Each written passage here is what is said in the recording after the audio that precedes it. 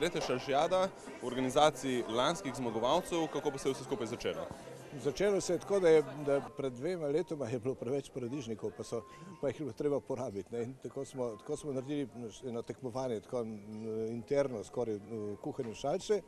Potem smo rekli, drugo leto dajmo narediti malo bolj zares, smo naredili malo bolj zares, je zmagala Tartinijeva ulica, ki so potem dobili za prvo nagrado in tako izvrstna nagrada, da lahko organizirajo letos.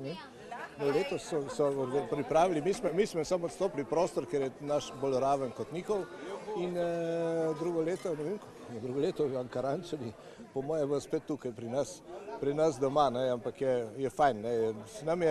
Nam je zanimivo, vsako leto je ta zadeva boljša.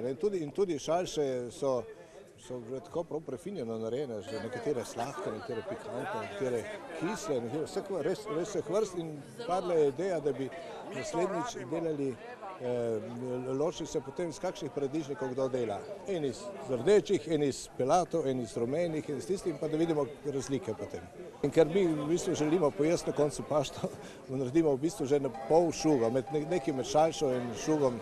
In tudi mislim, da bi bilo malo dolgčas, če bi vsi isto šalšo kuhali, ker šalša med sabo se ne more dosti razlikuje. Se lahko po vrsti bazilike, po vrsti paradižnika, drugo pa nič. Za nas, domačine tukaj iz slovenske Istre, je skoraj nepojemljivo, da nekdo skuha slabo šalšo. To sem vprašal vse do zdaj in so rekli, da praktično to ni mogoče. Je res to? Jaz še nisem jedel slabe.